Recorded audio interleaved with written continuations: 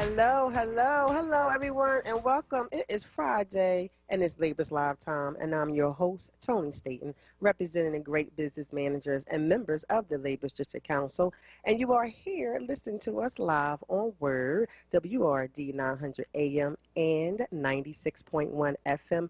You're also tuning and watching us live on wordradio.com and Word Facebook page, and we're also sharing the feed on our Lecet Facebook page at Lecet, Lecet, Philly 5 County.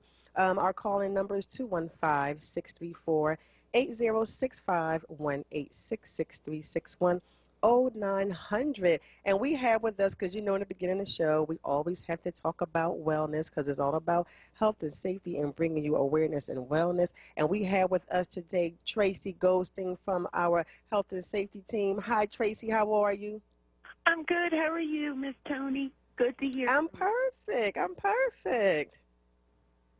Yes, thanks for having me. Yeah. Hope you had a good day today. Yeah, so talk to us a little bit. You guys have been busy outside since the weather has been nice, and some of the precautions have been lifted. When you talk about COVID, even though we're still wearing our masks, just tell us the great things you've been doing outdoors now. Yes, well, yesterday was our first Walkers Club monthly meeting for June, and as you know, our walking club is a program where you can walk virtually through an app called MoveSpring. And the participants will set up challenges, and everybody can walk at their leisure. And during the pandemic, we would all get on a virtual call and talk about the walking challenges and, how to push our fitness further. But now that restrictions are being lifted, we decided to start having some live visits, and our club met yesterday here at the beautiful new training center at 1333 North Broad Street, and we walked the Temple Track, which is open and available to us, to the public as well. And we walked for an hour, and it was great. Pumped some blood. We are preparing for next weekend, and we also have we are still doing our virtual group fitness, and hopefully in the future they'll go live as well. Well, what's next weekend, Tracy? Next weekend we are walking with Labor's Local 413 in their third annual Taiwan On for prostate and colon cancer, which is a charity near and dear to our heart, and we help out with them and provide Are You Fit screening services to help make their event a big success. And that is their ride, run, walk. Okay, because Mark Freeman, he will be on towards the end of the show just to give some registration and some, detailed information about that event. So that's good to know. Okay, so you're preparing the folks for that walk, run and cycle with Taiwan One for prostate. What do you got going on this weekend? This weekend, we have tomorrow is our virtual group fitness for beginners to advance with Coach Alex. And we offer this virtual fitness class every Thursday and Saturday. And that we will be offering these courses until the fall of this year. And like I said, hopefully we can switch them over to have live group fitness classes. And it is a 60-minute full-body workout, great music, but it's also low impact. So it's something that everybody can do. If you pace yourself, the coaches, they offer modified versions of all the exercise they do. And it's a good way to burn a lot of calories and start the day because they are 9 a.m. to 10 a.m. Okay, let's go. So tell the folks out there. I think I've seen you on a few. Yeah, so tell the folks out there, and I do enjoy it. I mean, real quick, y'all, I was on the last Saturday they had the motivation with Judy, I want to say. Was that last Saturday we were on, Tracy? Yeah, whatever they, yes, and it was awesome. Elevation. Absolutely. Miss Judy Lewis she is a life coach professional with Right Attitude Management LLC, and they're wonderful classes. It's a good way for all the members and our friends of labor to connect. To, you might be struggling with something, you might be struggling with trying to figure out how to accomplish a goal or how to quit a habit or just trying to make a change in your life. And she offers that support through all of our fitness classes, all of our wellness classes, to help you be successful in them. I would love to also have more of her sessions maybe during the week, but definitely that is a class that is proven to be very popular.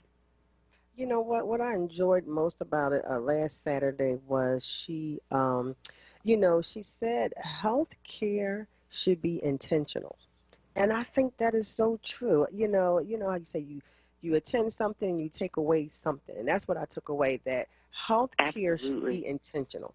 And she was so right about that. And that's like my motivation moving forward when you're taking care of everybody else and doing things for everybody else Yeah. and you say to And yourself, you "Oh, put well, yourself that's on the okay. back I don't." burner. Yes, back burner. But you know what? No more back burner. I want to make sure that I'm taking care of my family just as much I want to take care of myself. So yes, healthcare folks, I want you to make sure that you're intentional about health self-care. Okay? How about that? Hmm.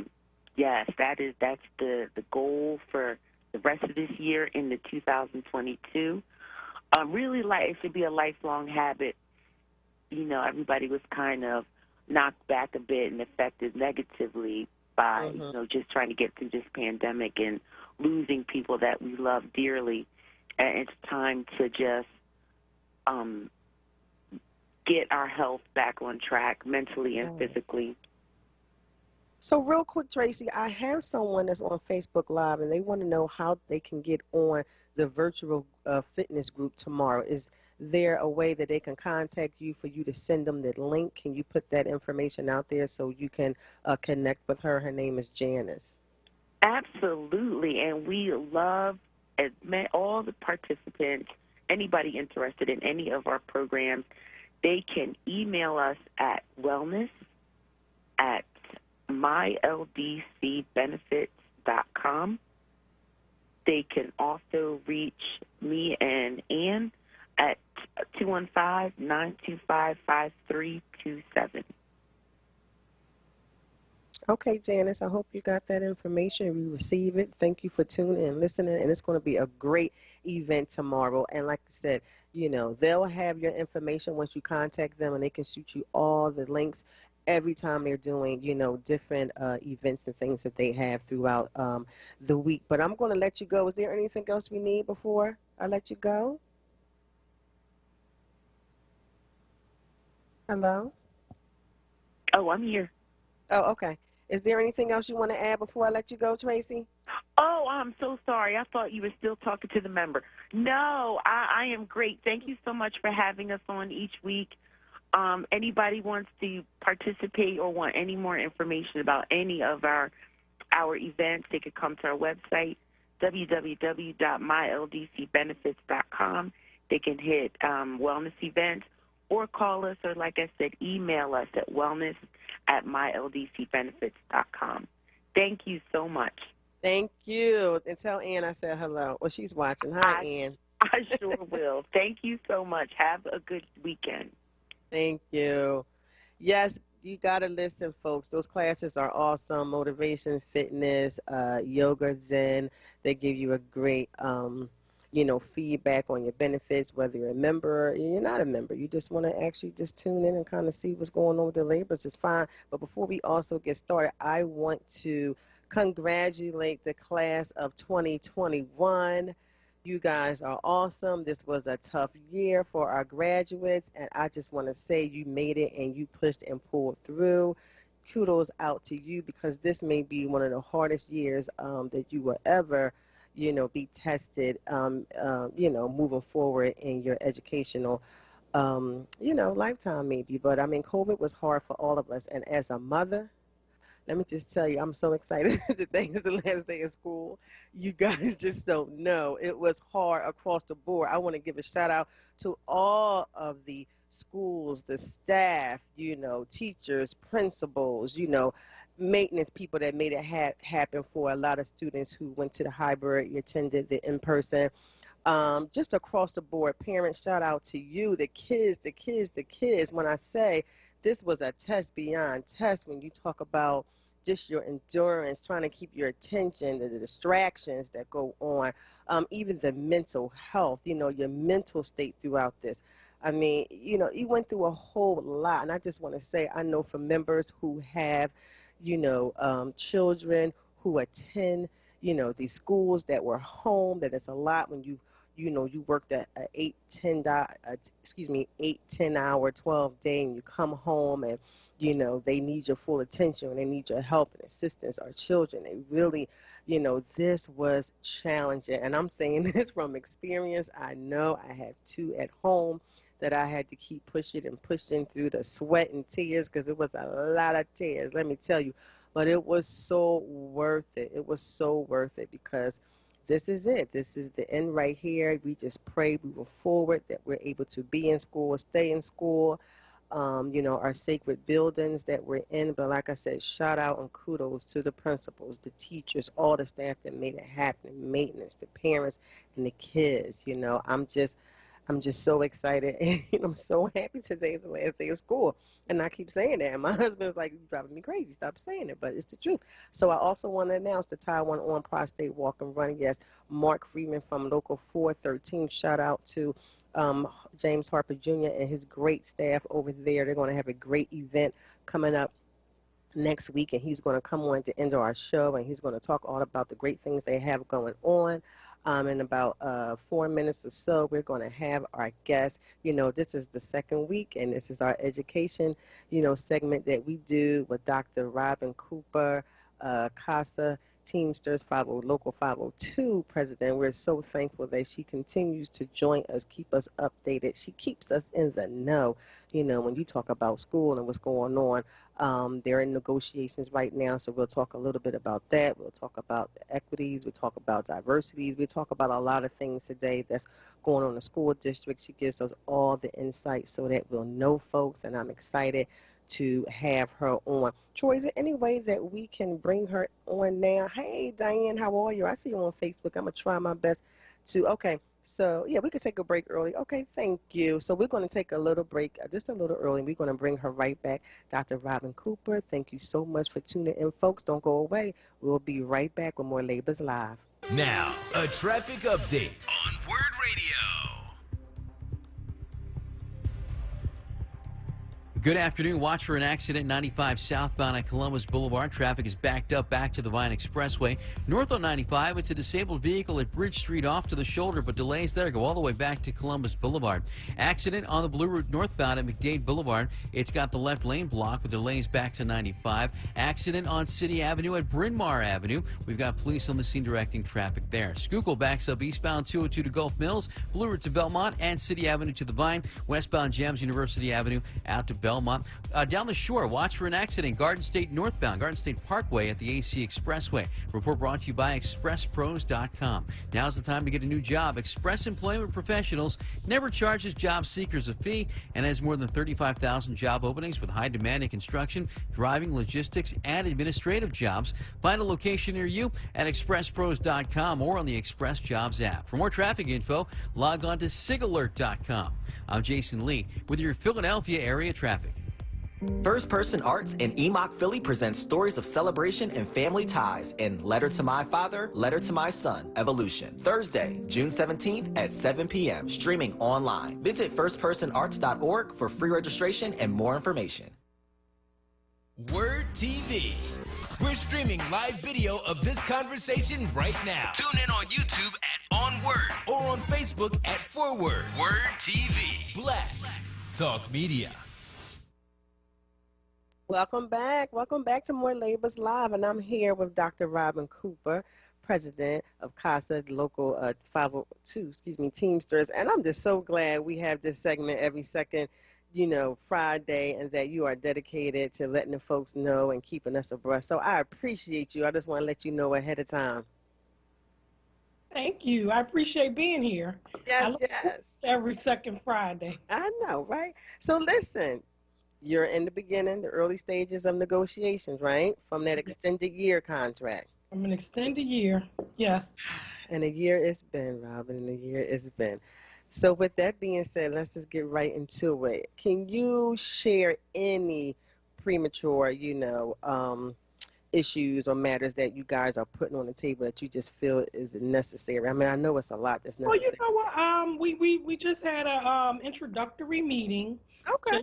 to introduce our teams, and pretty much we just want to make sure that the district recognizes the administrators for the work that they've done in the pandemic. You know, I've said it since my very first time being on the show. We're the glue that keeps everything together, but often people tend to forget that. And often we're treated a little bit like second class citizens. So we are hoping for uh, easy and fair negotiations because, again, the district would have gone under if it was not for the administrators of the school district of Philadelphia. So we're optimistic. You know, we were the only group of people who were not paid during the pandemic. They didn't even consider hazardous pay while the entire city was receiving hazardous pay. So we are saying, and the folks still stay focused, still did what they need, you know, still did what they needed to do, still made certain that buildings were open, Right. still worked around the lead, the mold, and the asbestos, still dealt with the occupancy reports of how many people can be in a particular room while we went through the pandemic. And so we're saying, you know, properly compensate folks for the job that they do. So the 2% just went to the teachers during the year extension, not to the principals? Yeah, that was not our contract. No, Oh, okay, okay. that was And not that's our contract. that's good because folks need to know that there's a difference between once the teachers are they negotiate that you all have your own negotiations. So they did, and like you said, and they didn't even get hazardous pay because they were in there every day. They Hmm. were making sure that the doors were open and that people were safe and practicing. Even when you didn't have students, they were in And, there. and, it, and it appeared to be strategic on the part of the district. And you know, make no bones about it, my members would have done it for nothing, which is what they did. But to pay out the entire city workers were paid, everybody was paid, district workers were paid, administrators were at home, the central office administrators were at home. So our members were required to report to work, required to do a number of things. And just to not even offer or to come to the table and really talk about hazardous pay, you know, that was strategic on their part. But, you know, talking to our folks, our goal is to make sure the schools are safe for children and whatever they needed at home, which is why we did the Comcast rally and other rallies, because we want to ensure that our schools are ready and prepared for our children. That is our goal. So come September, right? Because now they are lifting the restrictions and things of that nature. Come September, and they spent like millions of dollars on Right. the health and safety protocol for COVID. Right. Now that we're moving Mhm. into post-COVID, will a lot of those safety precaution measures be taken and still in place, moving forward come September? Well, we are, I think, down to 3 feet space. Okay. I think we're down to 3 feet space, but you know there are a number of meetings that still has to occur to see how the fall will look, and you know we have been invited to the table with that just to ensure that everything is not back to normal where everybody just interacts, but how will the fall look? Hmm. And you know, and then what are some of the parameters around everyone returning to school? So we want to be cautious just about everything because we're not out of the woods yet. And so Exactly. while some of the sanctions are lifted and everything, everybody thinks that, oh, it's just time to get back to normal. And we union leaders are saying, wait a minute, not so fast. Let's make sure that everybody is safe because at the end of each day, you know, children need to go home safe, staff members need to go home safe, and administrators need to go home safe. So we want to ensure safe schools for all. I think it's smart too if they can keep some, if not all of the precautions, the necessary precautions, keep them at bay, keep them in order now, and consider the new normal where everybody does feel safe. If you can afford to keep some of the protocols you have and implement them and keep them in place now, that way across the board, hopefully this is our new normal and everybody can feel safe instead of lifting them across the board. I heard somewhere, I think, that the district was still wanted people to wear their mask in the schools. Did you hear anything? Yes. Yes. Okay. So that's good. And believe it or not, right now, I think that's a good call. Of course. We still have time. I would rather for the superintendent to err on the side of caution. Mm-hmm. We still have time until we get back to school. So for those folks who are panicking and saying, why would he say that they still have to wear a mask and so forth? I think that's the only move that he could make out of being cautious for students and staff alike in the school building. Because you have to remember, you are inside. Yes. And we still don't have all of this figured out. We just don't. And that's true. And as people can see, masks does help the numbers when you talk about the common cold, when you talk about even, flus, not just, COVID, getting flu, things of that nature. Because, people weren't that sick all year round when they wore a mask and everybody was taking them. You was in the house half the year. But when you were able to get out and wear your mask, especially when you're talking about children, small ages, maybe it's appropriate to keep their mask on at times, and you can see, I'm sorry, my cat is in the shop. You can see that it helps keep some of the risk down, contracting different common colds and things of that nature. So I don't think it can hurt at all. But I want to talk a little bit about the equity, in the schools, in the Philadelphia school, and the district and the budgeting practices, because we know across the board sometimes those budgeting practices, well, not sometimes, a lot of times, they aren't fair to a lot of zip codes. And I know you've broken it down a lot to us, and I swear I've read it a lot trying to figure it out. But, as a parent, you're not really caught up in how it all works, Robin, because we, as a parent, looking for the principals and the teachers and the school district to advocate on that side when you talk about the money and being distributed.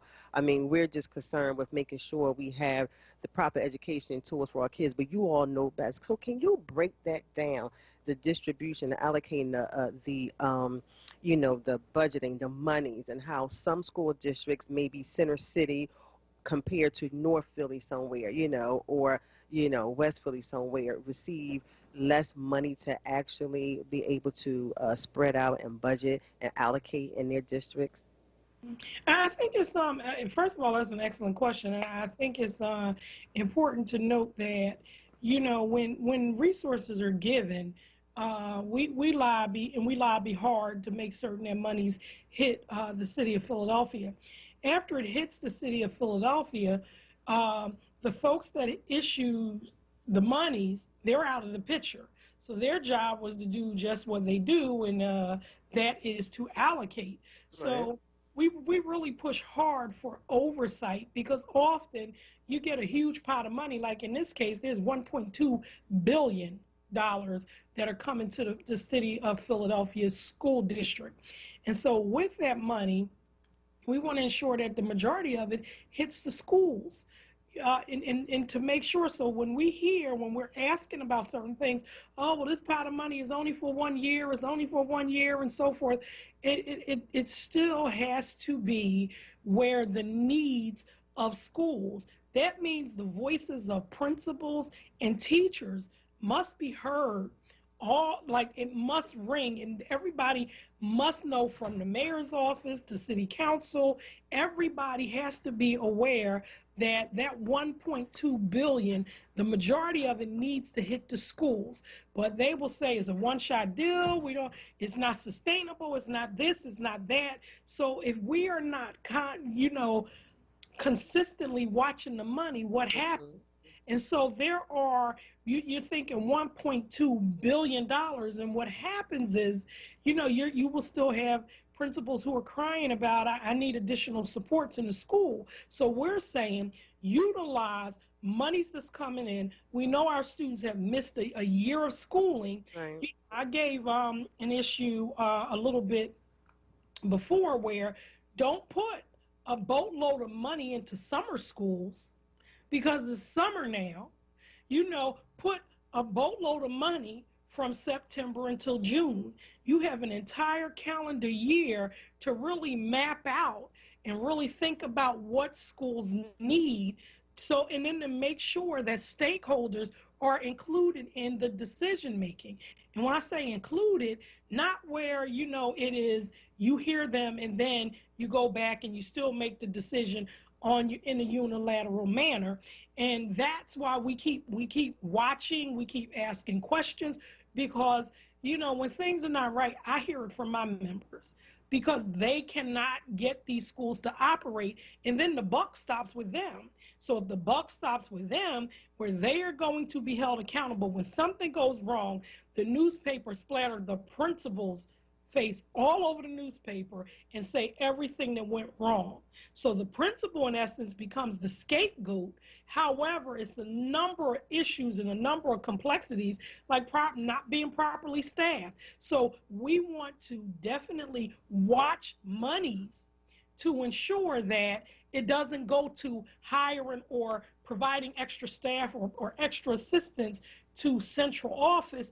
We are saying, with this stimulus money, with this money, this $1.2 billion, we need oversight to make sure that is properly given to the schools, the majority of it. So that's why we asked for the 5 positions. Right.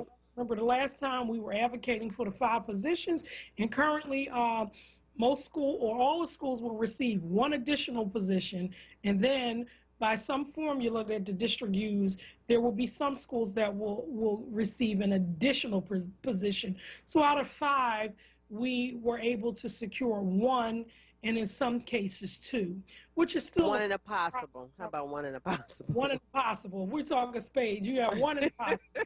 So, but again, even with that, we're never brought back to the table to say, hey, this is where we are. It's just announced. We're going to give 1 in a possible.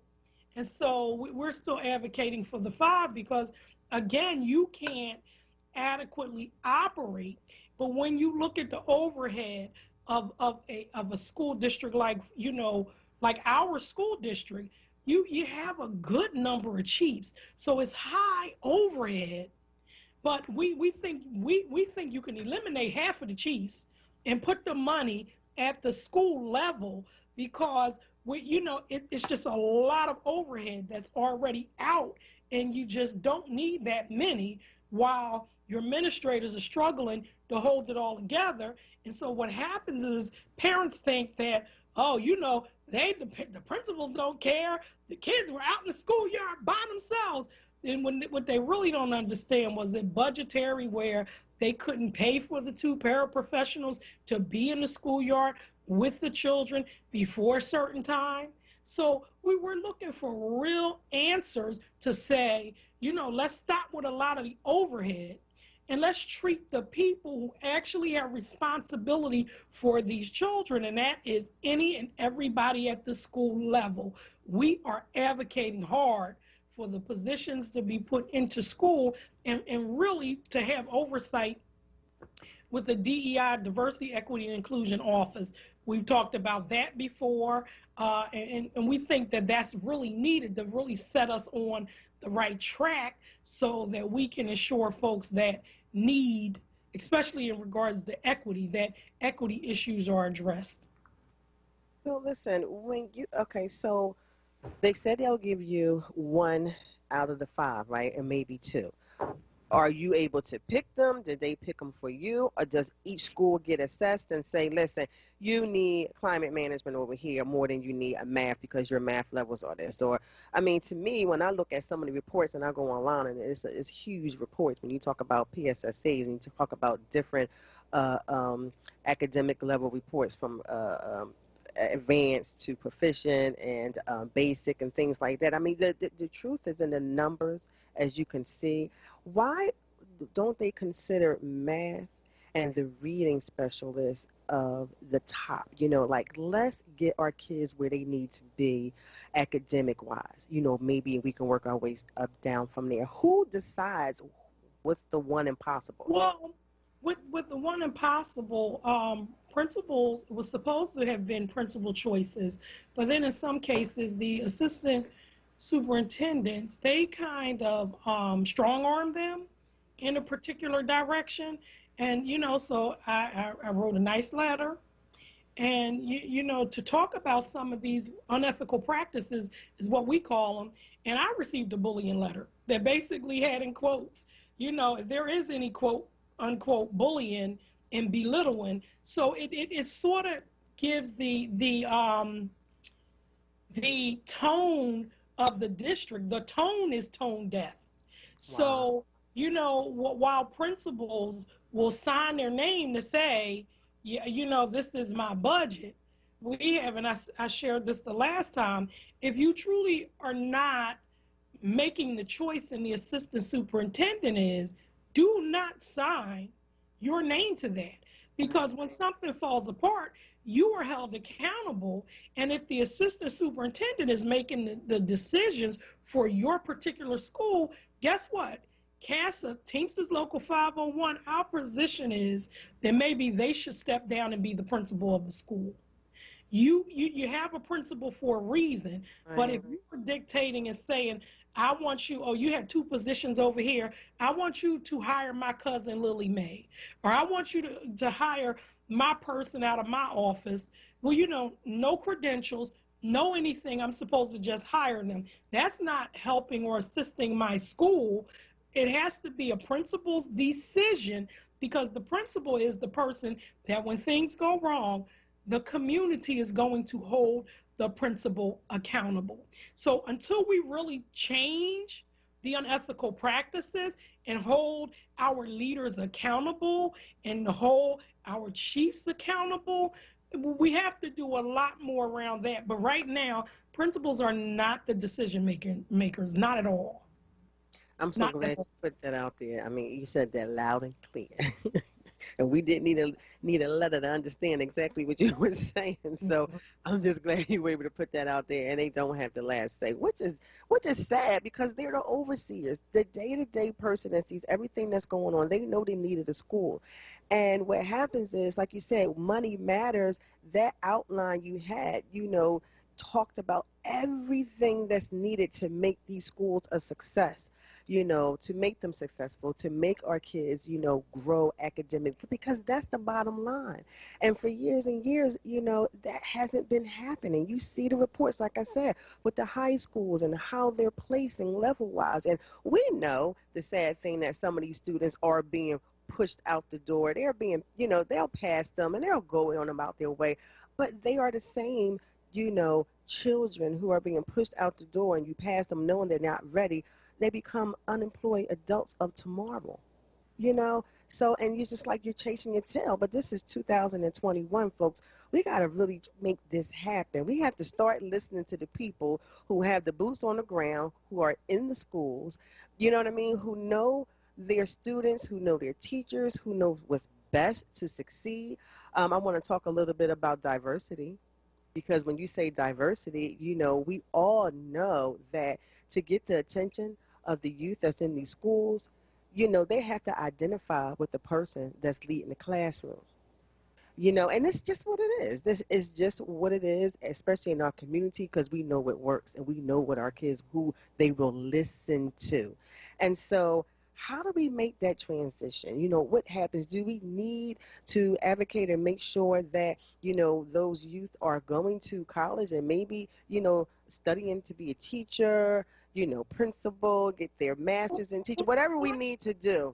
We definitely need to do that, but we have to make it appealing for folks to want to come into education. That's first and foremost, because there is a teacher shortage all around. There is a teacher shortage, and it's more prevalent for people of color. So that is true. However, in the school district of Philadelphia, we don't really have anything in place to hold folks or to help them to advance. So if I'm and I'm going to use the analogy, if I'm always the bridesmaid and never the bride, so if I can never ever make it to that next point, make it to that next level, make it to, and I think a diversity, equity, and inclusion office would provide oversight for that. So I think in Philadelphia it's sorely needed, but it has to be an office that stands independently, almost like the inspector. We have an inspector general's office that does not report to the school district. So we're thinking of the same thing, a DEI office that really stands outside of the district, because that's the only way you can really, stamp out some issues where, what happens if I just hire everybody that looks like me? That's not fair, because we all know that there are, I'm an African American female. So what happens when I just choose all African American females? But in some cases, you have this and it's acceptable, it's okay, nobody says anything. A DEI office would ensure that diversity, it would ensure that equity, and it would ensure inclusion. So when you have somebody, and I'm talking about somebody well-versed, not where you pass along, I'm in the office and, okay, hey, you, come here, Robin, you're going to be the DEI person. I'm talking about a national posting, because people go to school where they really understand race relations, they understand diversity. We had a major piece when George Floyd died, and we had to do our own training at our local, because our district folks were uncomfortable having a conversation about race.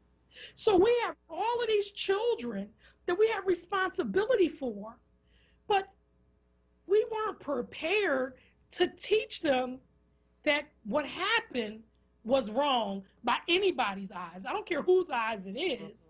But to hear a premier district say, my chiefs don't feel comfortable talking about race, then that means that we have a lot of work to do.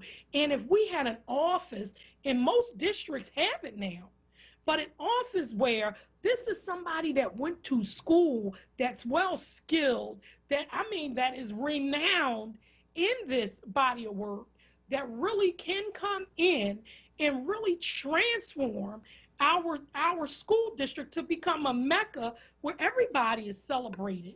Everybody is recognized, and everybody can get a top quality education. And then when we start to see those inequities, you had an equity office that gives pushback to principals, teachers, unions, and say, hold it, this is not good for kids. Wait, Robin, because you want to roll, but I got to go to break. That's why I adore you, okay? I love your passion. But listen, we're going to go right back. We'll be right back. We're going to go to a commercial. We'll be right back with more Labor's Live. Gotcha. From safe to seamless, convenient to contactless, and local to express, SEPTA is the Philly way to go. Plan your trip at iseptaphilly.com.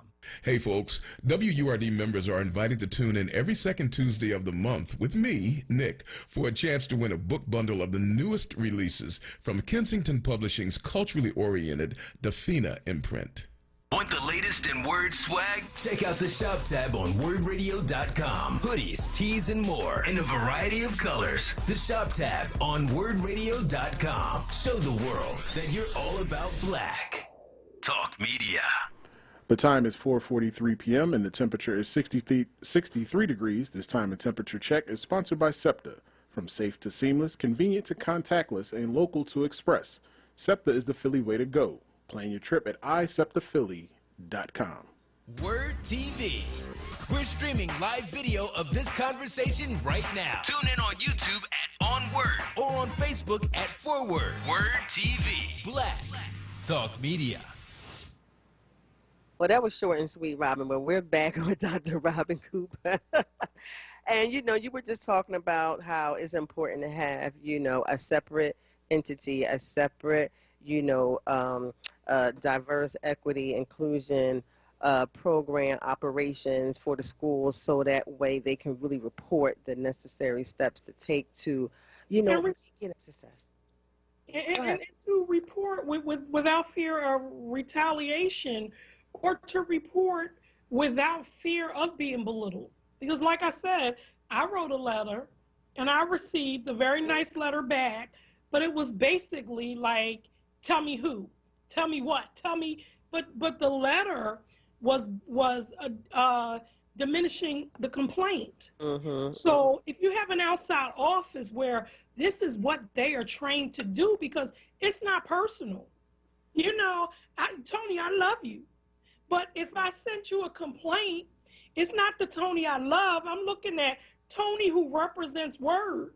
So Right. I would be looking at you to take my complaint seriously and acknowledge it, but acknowledge it in a professional manner to investigate what the complaint is. And so this is why it's so important for voices not to be left out. So you can't like the voices that agree, but when there are dissenters, then you have to slap their hand with the tone of the letter that pretty much says tell them to step up. But if that's the tone, then why would I? Yeah, why would I come forward? Why would I say what's needed, when all you So worry about is, we're definitely on the road to establishing that DEI office, but it's just so loaded, and that's why I'm just optimistic with the school board, because I think that they're really learning outside of just the district to recognize that stakeholders bring so much to the table, and with all of those voices, it's just like a principal's investigation. When we investigate, we have to listen to the person that brought the complaint. We have to listen to all the kids that were there that day, all the kids who weren't there that day, because somewhere the kid that wasn't there, they might tell you they were there, and you already know that that's not true. You know what I'm saying? But you have to do a complex investigation to find out what exactly happened, as opposed to saying, oh, this is not true because it's something that you don't want to be true. But you have to do your due diligence to know what's going on in the district. And so we're pushing forward. We have a lot of support around an independent DEI office, and hopefully our viewers for WURD can get on board. We just think that it has to be independent for it to be impactful and for change to occur. Because again, I keep saying there are good things occurring in the district. In the school district of Philadelphia, it's great things going on. Right. We have done a very good job in reopening, despite the mishaps that have happened across the country. We have stellar folks. Our folks leave Philadelphia and they go anywhere, and they're the top choice because they have learned in Philadelphia. So we just really want to make sure that as we move forward, that our children, not only are they getting what they need and being respected and celebrated, but also the employees of the district are being respected and celebrated, and that they want to remain here. I know Salome Thomas had a book that say I chose to stay. And it's a lot of people who leave, but they say all the time, Robin, I don't want to leave. Right. I can't get any opportunities, despite being the most qualified, despite having, being the best candidate. For whatever reason, I was overlooked. So this is why we keep pushing for that DEI, because that would stop a lot of that. And then we really can give the whole piece about we do not discriminate, that would really make that a living document as opposed to something that's just on paper. Well, I want to give a quick shout out to the Dr. Tony Damon, who used to be the principal of Dobbins. He still is until June 30th. Until June 30th, and she'll be moving on. But once again, you have a principal that's leaving, going to another school, and someone will be replacing her. So, there's opportunities there, hopefully, within that high school. that, and she was a great, great, great principal. I've only known her maybe 2 years, but she was just so passionate, as most principals are, and it was all about the kids. And that's what people have to remember. Like, we're trying to groom and create an environment, educational and learning successful. And that's the key word, successful environment. So our youth can grow to be these confident adults. And, You and know, Tony was another one. Tony and I grew up in North Philadelphia. And so here you have some North Philadelphia little girls doing, Philadelphia school system came through and doing well. And we chose to stay. And so here you have this person that's well respected by her community, beautiful alumni, can pull stakeholders together, has the respect of the mayor. She's leaving because she tried every available way to get an opportunity in her hometown where she has built a stellar reputation. So we lose people because their lack of opportunities, or there's always someone saying, you in particular are not good enough. And these are some of the reasons why we keep pushing for that DEI. I can't stress that DEI enough. I can't stress that 1.2 billion enough.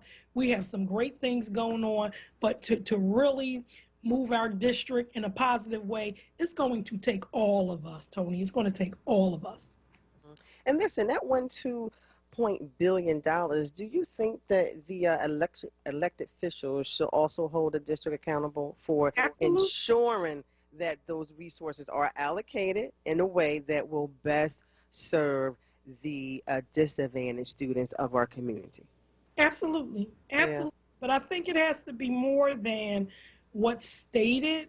There has to be some kind of oversight. And monitoring from an outside entity where they are talking to the stakeholders. Because unfortunately, we don't get a say. I mean, we get input, and then it's thank you, and then the plan is vastly different, and a lot of it never reaches the schools. And we want it to be in the schools. We want, 1.5 positions does not come out to 40 or 50 million dollars. I don't care how you slice it up. It's just not coming up to that much. So when I'm saying, not just looking at a document, but actually having folks that have the financial expertise to do a checks and balance to ensure that some of the things that we're talking about, we like I said, we had a pandemic, we had the aftermath of George Floyd. In the school district of Philadelphia, we couldn't get PD done for the trauma-informed people around the whole George Floyd thing. We had to conduct our own professional development for our members. So there has got to be dollars. There's got to be money. There have to be trainers to be able to train to produce people who can produce people who are teaching our children. Well, listen, before I let you go, too, when you talk about that, you still have to deal with the 86 youth that were,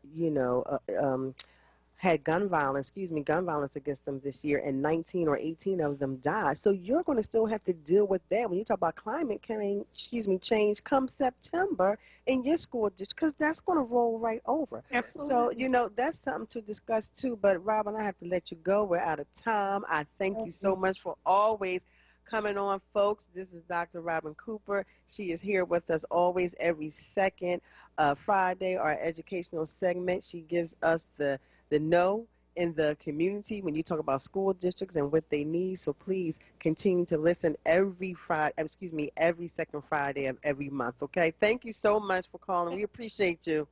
Thank you. I appreciate you too. Yes, Bye-bye. have a good weekend. Bye-bye. We have, we're going straight in, folks. We only have about 3 minutes. And Mark, are you there, Mark Freeman?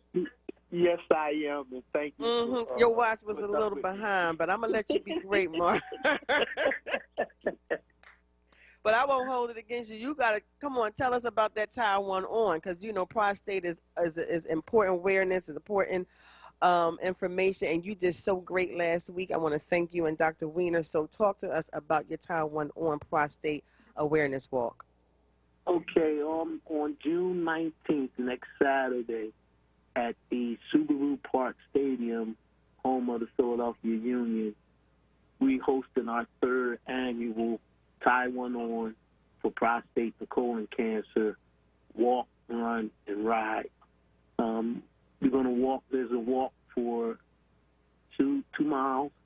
The run is 5 miles, which will go from the soccer stadium up to Philadelphia Harris and back. And then the bike ride is increments of 5 miles. You can choose to do the 5-miler, the 15 miles, 25, and we've added 40 miles on for some of the advanced riders. You're an advanced rider, Mark. Yeah, I'm getting there. Actually, me and a few other guys rode the route last Sunday, and it's a bit challenging. And I rode it with some guys that rode in our second annual that did the 25-miler, but the 25 miles wasn't enough. We were sitting there waiting for them, and they went down into Delaware and then came back up. Oh, wow. So tell folks how can they call to register, get in contact with you all if they're interested and they're out in the Chester area or they just want to come visit next Saturday and participate. How do they get in touch with you? They can go on Eventbrite and type in Tie One On, and then it'll pop up. They can call into the local at 610-872-5328, and or they can just come down. We'll be down there. Registration will start around 7 a.m. The bikers will leave out about 7:30. The walkers will start. The runners will start around 8:15, and then the walkers will start probably around 8:30, 8:45. We'll have information there. We have a couple other vendors that'll be there. WFSS. Is it free? When they register, do they have to pay, or is it free? The cost for walkers is $25. Runners is $35, and bikers is $45, $50. Okay. 50. Okay. And all of the proceeds from this event, we donate to the National Research of Prostate and Colon Cancer, and we also we have a form if you know someone that's dealing with a hardship here in the local area. We have some criteria. We try to help them out if they have trouble with medication, if they need transportation, food, co-pays with their medicine, and then just some we're looking into some mental health stuff with them to deal with the process. So. Okay. Well, Mark, I'm sorry we got to ramp up. I'm like getting all kind of signals, but I want to thank you so much for taking the time and calling in and letting us know. Yo, we appreciate you and Mr. Harper out there and everyone, your great team. Thank you, folks, for listening. We're in overtime, but I appreciate everyone who tuned in to Labor's Live. Continue to tune in. Thank you, Troy, for everything and WURD. We appreciate you. We have to sign off. Have a great weekend. Bye.